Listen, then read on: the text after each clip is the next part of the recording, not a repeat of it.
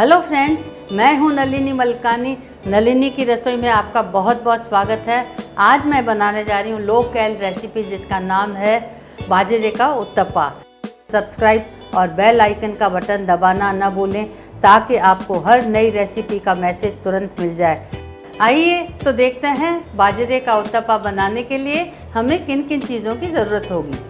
लगभग 200 ग्राम बाजरे का आटा, एक छोटा प्याज बारीक कटा हुआ, एक छोटी गाजर कद्दूकस की हुई, एक बड़ा चम्मच दही, हरे धनिया के पत्ते बारीक कटे हुए, हरी मिर्च बारीक कटी हुई, लाल मिर्च पाउडर, नमक स्वाद के अनुसार, तेल और पानी। सबसे पहले एक बाउल में बाजरे का आटा डाल देते हैं। अब इसमें नमक, लाल मिर्च पाउडर, हरी मिर्च, दही, हरा धनिया, प्याज और गाजर डाल देते हैं। अब इसमें थोड़ा पानी डालकर अच्छी तरह मिक्स कर लेते हैं।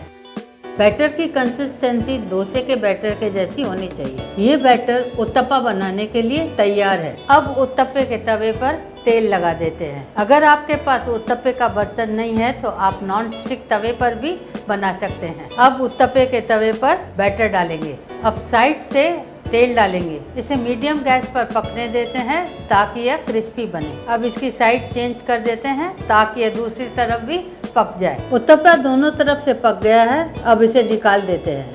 डिलीशियस उत्तपा सर्व करने के लिए तैयार है।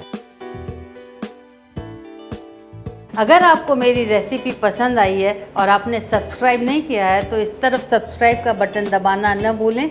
इसे लाइक करें, शेयर करें और मेरी दूसरी रेसिपीज़ को देखने के लिए इस तरफ क्लिक करें। मैं जल्द ही नई रेसिपीज़ के साथ लौटूंगी। Till then take very good care of yourself and your family.